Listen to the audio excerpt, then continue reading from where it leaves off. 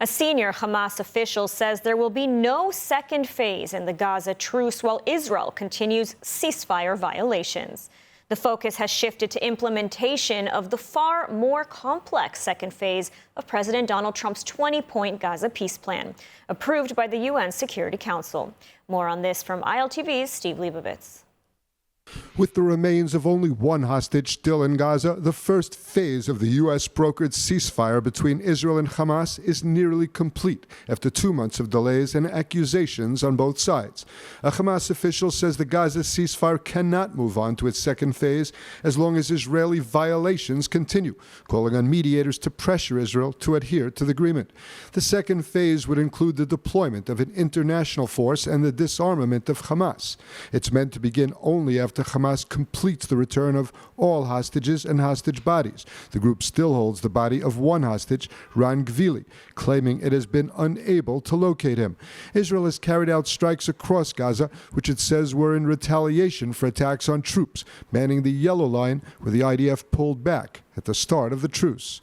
The focus shifts to the far more complex second phase of President Trump's 20-point Gaza peace plan, approved by the UN Security Council. If it succeeds, it could end Hamas rule, rebuild and demilitarize Gaza under international supervision, normalize Israel-Arab ties, and create a possible path toward Palestinian statehood. But the pitfalls are significant. The plan calls for an international stabilization force to deploy in Gaza and train Palestinian police. Several countries have expressed interest, but none have committed, and Israel insists Turkey be excluded. U.S. officials say boots on the ground could come in early 2026, but key questions remain about command and powers remaining unresolved. The second element is Trump's Board of Peace, which he will personally head, overseeing a Palestinian technocratic committee to run Gaza. Members have not been announced, and Israel opposes any figures linked to Hamas or the Palestinian Authority, making selection highly problematic. On reconstruction, Gaza's damage is estimated by the UN at $70 billion. Donor states are expected to gather in Egypt, but funding and agreement on how to spend it remain uncertain. The most contentious issue is Hamas disarmament. The ceasefire requires the group to surrender all weapons. Hamas says it will not disarm, though it has floated freezing its arsenal for several years. Failure to disarm could trigger new clashes with Israel or with international forces. The plan also envisions Israeli withdrawals. Currently, Israel controls over half of Gaza. Further pullouts depend on security milestones, but no timetable exists. Israeli military chief Eyal Zamir has called the current Yellow Line a new border and a vital defensive belt. And finally, Trump's plan requires deep reforms in the Palestinian Authority to create a credible pathway to statehood. Israel rejects a Palestinian state and doubts the PA can reform itself. Without political horizons, Palestinian support for the plan may collapse. With Netanyahu expected at the White House this month, diplomats say the ceasefire is at a critical juncture, with the entire peace roadmap hinging on whether the second phase can actually begin.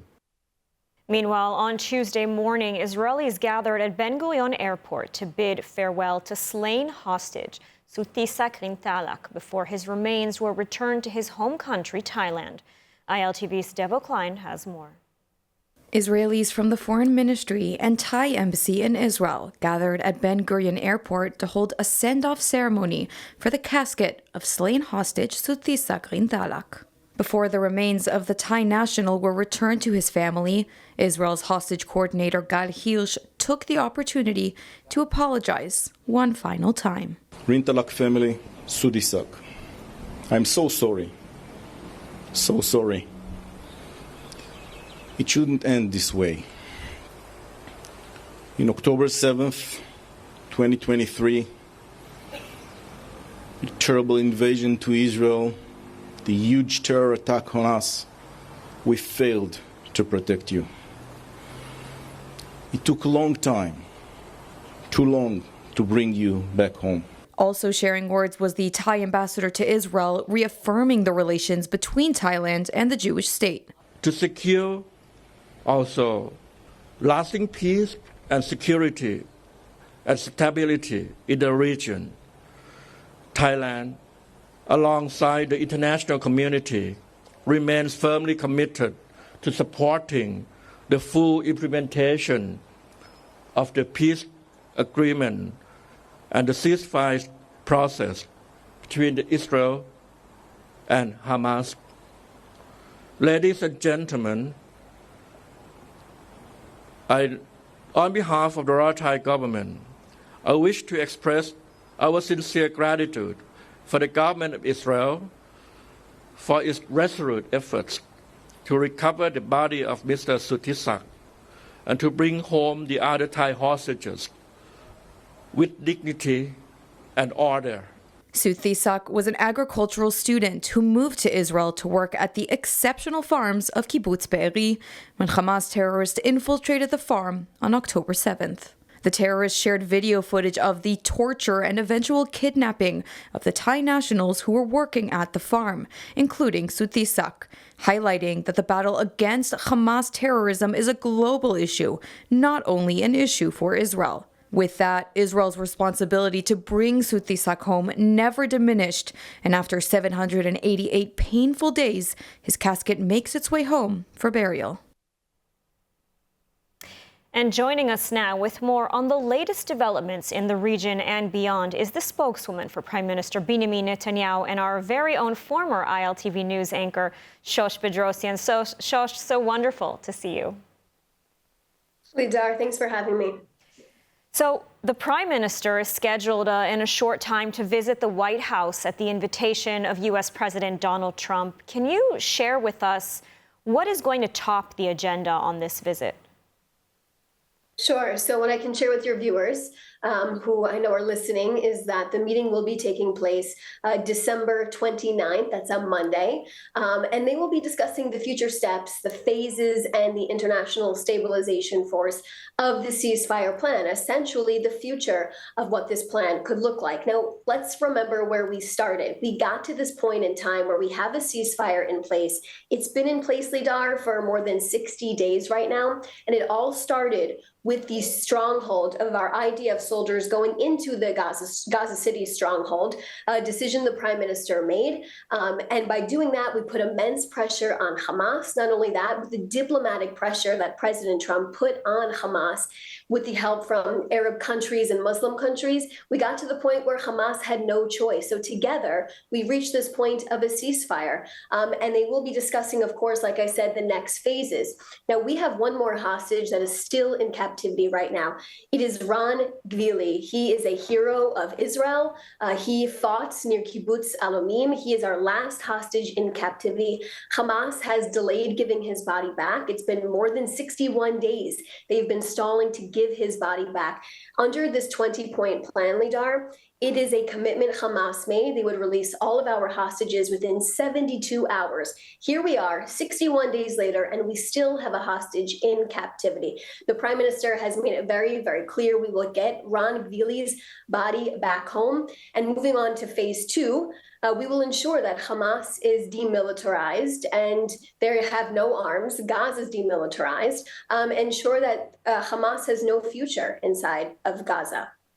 And now, speaking of phase two, I mean, how is the Prime Minister navigating let's call it the internationalization of this conflict? I mean, it's something that Israel has avoided for many, many years, but now with President Trump's close involvement and the expected military presence of other countries, how has this sort of changed the dynamics and the reality here on the ground?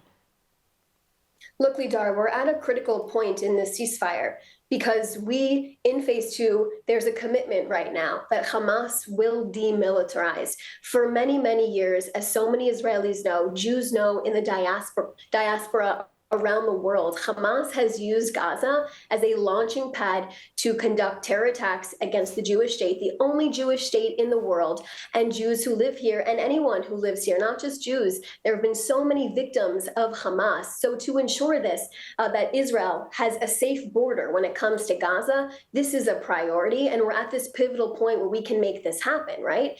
So to demilitarize Gaza, to make sure that there is no future of Hamas inside of the Gaza Gaza Strip and to ensure that Hamas isn't here to ruin their own people's future. That's what phase 2 will also include. Now, Prime Minister Netanyahu has also made it very clear there will be a phase 3, which will be to de-radicalize the Gaza Strip, to ensure that education, proper education, is coming back to the people of Gaza, who have been, unfortunately, had to live under this Hamas regime for far too long, and to ensure that they also have a better future as well. But in terms of your question, let's talk about, like I said, how we got here. It's the immense pressure that was put on Hamas when it comes to the Arab states, the Muslim countries, from President Trump's help, in addition to Prime Minister Netanyahu's decision to go into Gaza City. All of that got us to the point of this ceasefire. And it is holding. It is holding, and it certainly is holding. And we want to just make sure our last hostage, Ron, really comes back home for a proper burial. And President Trump announced, the 20-point peace plan. He announced and also hinted towards a major peace deal that would sweep the region. But since that time, we haven't seen any new countries join the Abraham Accords. And as we've just been talking, there are still major obstacles to reaching phase 2 and, of course, phase 3 of the deal. So where do we stand today? I mean, are there ongoing diplomatic talks with Saudi Arabia, for example? I mean, what is the status of this, the Abraham Accords and this big peace deal? Sure. Well, Lizar, as you know, all good things take time. And let's go back to just the history of the Abraham Accords. No one believed that Israel would actually get peace with 4 Arab states in the Abraham Accords. Prime Minister Netanyahu says right now there's a very strong interest to advance that peace, the peace in this region and even potentially outside of this region.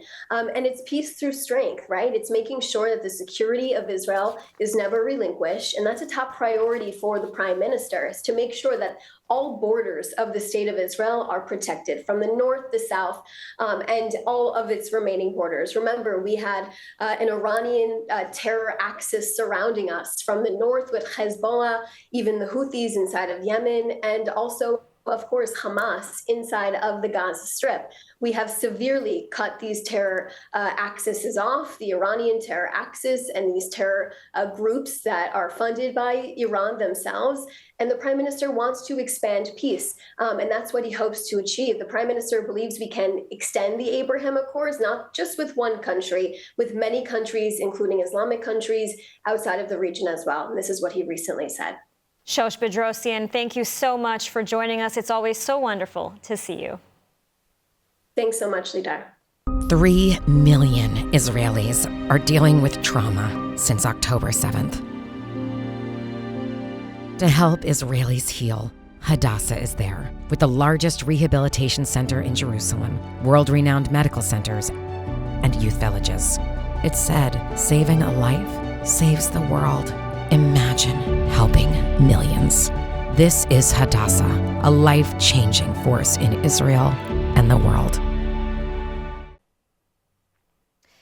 And the IDF and police say 6 suspected smugglers were captured following a chase on the Egyptian border. Soldiers monitoring surveillance cameras spotted the smuggling cell near the border. Following a pursuit involving troops of the 80th Division, the Israeli Air Force, Shin Bet, and police, the suspects were detained. The IDF says it also captured their vehicle and 21 kilograms of an unspecified drug. The suspects were taken by police for further interrogation. The IDF said it will continue coordinating with other security agencies to thwart smuggling attempts and maintain security along the border. The Paran Regional Brigade is responsible for securing the nearly 150-mile or 240-kilometer border with the Sinai. And in other diplomatic news, Israel and Bolivia have officially restored full diplomatic relations after a 16-year break, signing a joint communique at a ceremony in Washington. Foreign Minister Gideon Sa'ar and his Bolivian counterpart Fernando Armayo announced a new framework for cooperation in agriculture, security, innovation, and tourism, with both countries to appoint ambassadors soon. Sa'ar called the move the end of a long and unnecessary chapter, noting that ties had been severed since 2009, except for a brief restoration in 2020. He praised Bolivia's new president, Rodrigo Paz, and said Israel wants to support the country's economic reforms.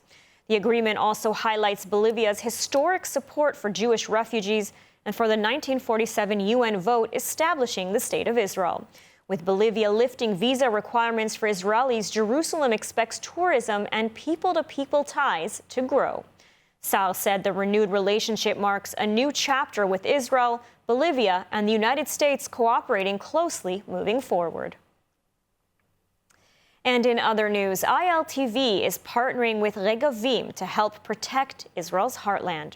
Over the next several weeks, you'll meet the field coordinators guarding Judea and Samaria, uncover the silent takeover of illegal construction and land grabs, and see what life is really like in the biblical heartland.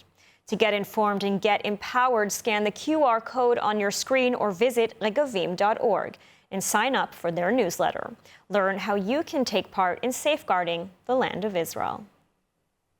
And now Israel is bracing for severe weather as Storm Byron arrives after hitting Greece and Cyprus. Our correspondent India Naftali is with us in Ashdod, one of Israel's major coastal cities, expecting strong impacts from the storm. India? Yes, Lidar, don't let this sunny weather fool you. I'm standing here in Ashdod, one of Israel's coastal cities, expected to take a direct hit from Storm Byron. Actually, an Israeli official said Israel is about to see rainfall, the likes of which we have not seen. Now, there is a well-known joke here in Israel that Israel's more prepared for missiles and rockets than for rain, and it does feel true in a lot of ways. I mean, Israel doesn't get a whole lot of rain most of the year until the winter, of course. Some rain began overnight, but really the brunt of the storm is expected to hit tonight and especially tomorrow. Total rainfall could reach about 200 millimeters, and dozens of millimeters may fall only within a few hours. Now, just to put that into perspective, Lidar, even a well-prepared city can only handle about 30 millimeters a day. Anything above that makes flooding likely.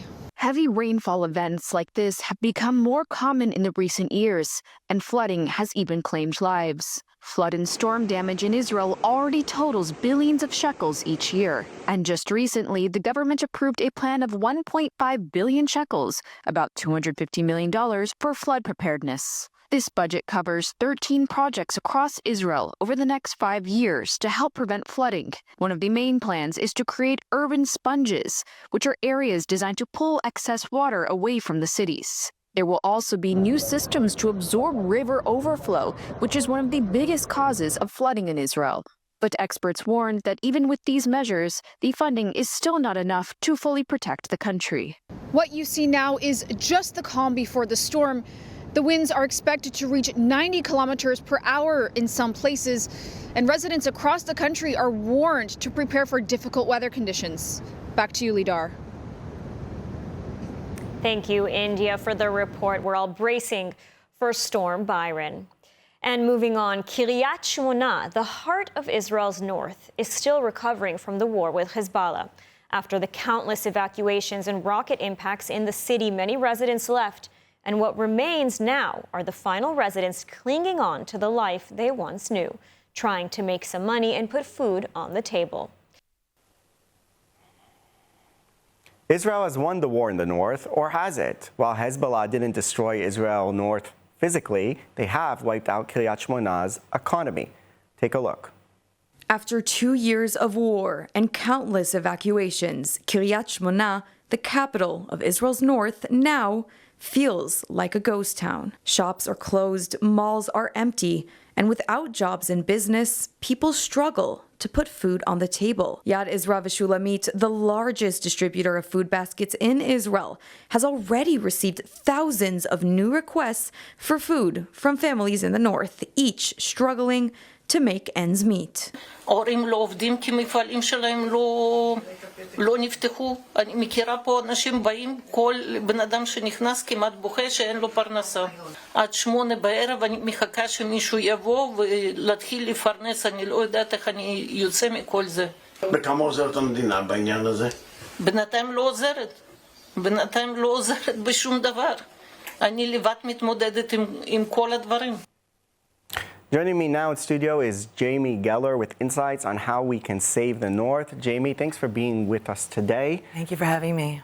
Tell us a bit about how we can save the situation in the North. Okay, well, we all remember the sirens and the rockets and the evacuations of the communities in the North. But what we didn't see and what we don't know now is the absolute devastation that has hit the Kiryat Shmona economy.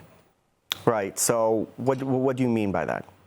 So these are working class people who have come back, even at risk of their own lives, to come to the North, to come back to Kiryat Shmona, and there is just no business. And now they're sitting there with no food. These are people that were never on the receiving end before and really don't know what they're going to put on the table for the next meal. So what does this mean for the future? Well, basically, the government and money has been sent to Kiryat Shmona and other similar communities to help rebuild schools and hospitals and critical infrastructure. But that's really a long-term view. And while critical, we have these people right now who do not have food to put on the table. So Yad Ezra Shulamit is literally on the ground now, providing food baskets for all those that have asked. Over 400 requests have been made from the city of Kiryat Shmona. That represents thousands of people. And it's literally a cry for help from the city itself. And we really need to be there to help them. It's a matter of survival. So what can we, citizens of Israel, or maybe even people abroad, do to help these people? Okay, so food baskets, that's the beginning. We need to make sure that they can get back on, rebuild themselves, reestablish themselves. And food is critical for that. So to really help Yad Ezra Shulamit in terms of reestablishing Kiryat Shmona and the people there, helping them get themselves back on their own feet. There is basically a 21,000 businesses that have closed since the war and a 49% increase in unemployment. So Yad Ezra Shulamit is running a matching campaign right now. Every single donation is doubled. So for everyone watching here in the ILTV community has been unbelievable in supporting the hungry of Israel right now. They've been unbelievable. We want them to support at least one family, and then we can feed everybody in the North, because we don't want these people to move. I mean, they don't want to move. They're strong, they're resilient, and basically Kiryat Shmona sits on the border of the Lebanese border, on the border of Lebanon. So this is critical city to the security of Israel. And these people have come back, even like I said early, at risk to their own lives. So they're standing there resilient, protecting Israel's border. We can't leave them hungry, and we can't leave them without food to eat. We're talking about an entire city here that needs to recover psychologically, economically. How does the food basket program help in the larger picture? Okay. Well, essentially, like I said, the big infrastructure is being taken care of by government and funds from abroad. But if people don't have what to eat, there will be no one left to go to these hospitals, schools, and to live in this fruitful city. So this is literally a matter of survival and putting food on the table. And food baskets are the first step in terms of rehabilitating people that were never on the receiving end before. These are working class people that want to get back to work. We just had to feed them in the interim. Thank you, Jamie. I assure you that the ILTV community and viewers are supportive of your cause of saving the North. We can't let Kiryat Shmona disappear. It's right on the border with Lebanon and probably the most important city in the North in terms of national security. It's the end of the year and the perfect time to get those last tax deductions for 2025. Please take a moment to scan this QR code on the screen to feed a family in Kiryat Shmona and help save the capital of Israel's North. All donations are being doubled right now. A very, very important and worthy cause. And now let's take a look at the weather forecast. Heavy rain and thunderstorms are expected to reach most of the country tonight, with temperatures reaching lows of 13 degrees Celsius or 55 degrees Fahrenheit. Then tomorrow we'll see heavy rain and potential flooding alongside steady temperatures with highs of 17 degrees Celsius or 63 degrees Fahrenheit. And that's a wrap for today's news. For the latest updates from Israel on all your devices, be sure to follow our ILTV channels and our new live channel. And you can also catch us on Screen IL with 24/7 live coverage. Stay informed with the ladest news straight from the heart of Israel. I'm Ladar Gavelazi. Be well, and thank you so much for watching.